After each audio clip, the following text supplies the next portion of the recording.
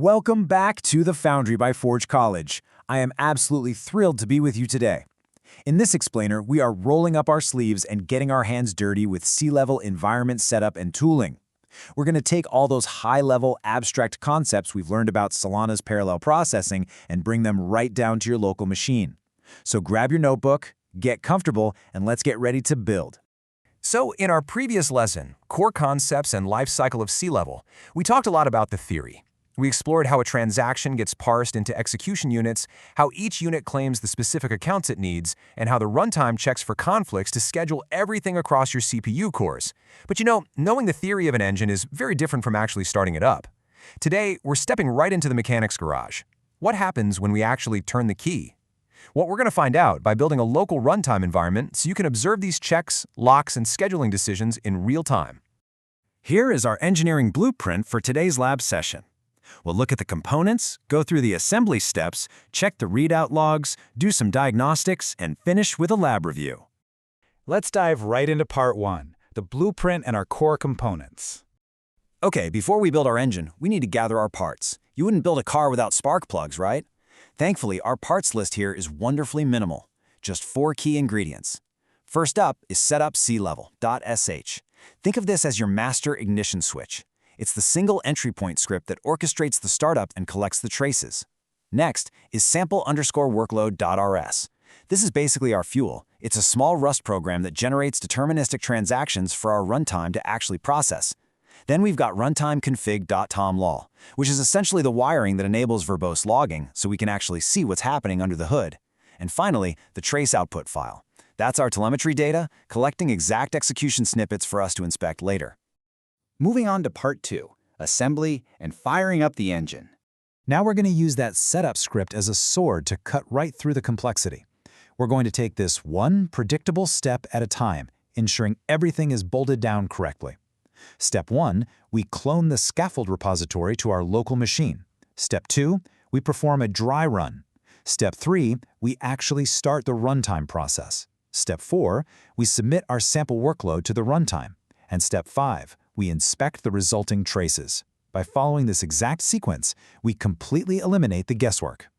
So a really crucial point is right here at step 2, the dry run. In your terminal, you make your script executable and run it with the dry run flag. Why do we do this?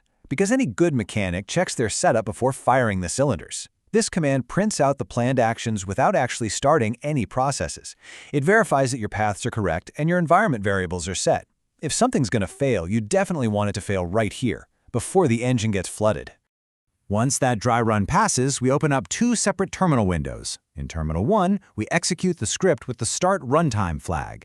This starts the local Sealevel runtime right in the foreground, streaming verbose logs directly to your screen. Then, with that running smoothly, we switch over to Terminal 2 and hit it with the Submit Workload flag. We are essentially throwing our crash test dummy workloads at the running engine just to see how it handles the traffic. All right, part 3, the readout and observing the gears turn. Now that our engine is humming, it's time to look under the transparent hood. This brilliantly illustrates the core dynamic we learned about previously. Remember, Sealevel's absolute superpower is parallel execution, non-conflicting instructions running simultaneously across available CPU cores. But if deterministic account access reveals that 2 instructions need to write to the exact same account, the runtime automatically shifts to serialized execution. The conflicting instruction simply waits in a queue.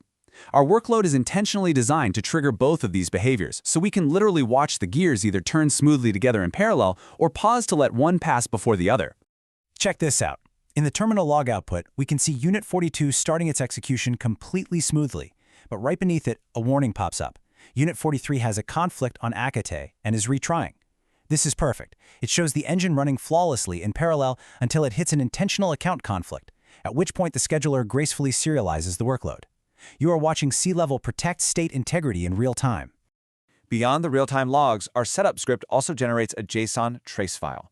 By piping this trace output through a command line JSON processor like JQ, we can inspect the raw data. You'll see the unit_ID, the specific claimed accounts, which worker ID handled it, and incredibly precise start and end nanosecond timestamps. With these timestamps, you can mathematically prove exactly how long an execution took and verify for sure that conflicting units did not have overlapping execution windows. Let's look at part 4, diagnostics, and fixing common engine stalls. Look, in the real world, things don't always go perfectly on the first try. Every good mechanic hits a snag. If your engine stalls, just check these usual suspects.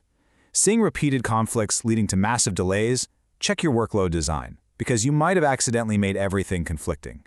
Missing shared libraries? You probably just need to recompile the Rust workload stub. Not seeing any worker assignment logs? Check your runtime config.toml and make sure verbose logging is actually enabled.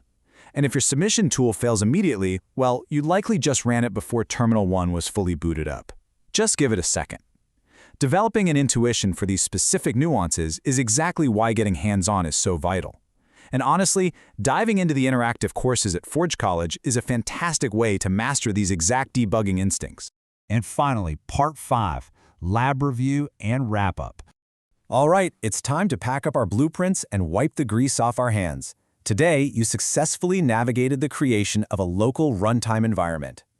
By definition, this is a standalone instance of Sealevel execution, but its true value is that it translates all of those conceptual, abstract lifecycle theories we talked about into directly observable, hard data. For an intermediate developer, having this local sandbox is incredibly empowering.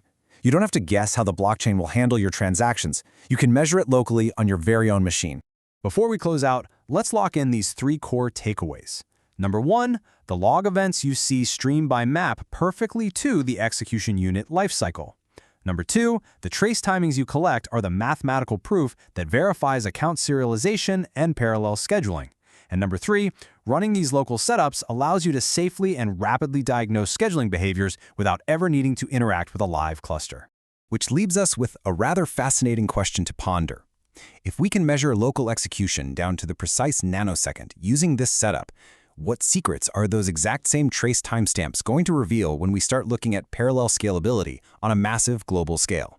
Well, we are going to explore exactly that in our next lesson on observability and performance signals. I want to thank you so much for joining me today. To dive deeper into this subject and to explore an entire ecosystem of Web3 related topics, be sure to visit us at forge.college. Keep experimenting, keep building, and I will see you in the next Explain.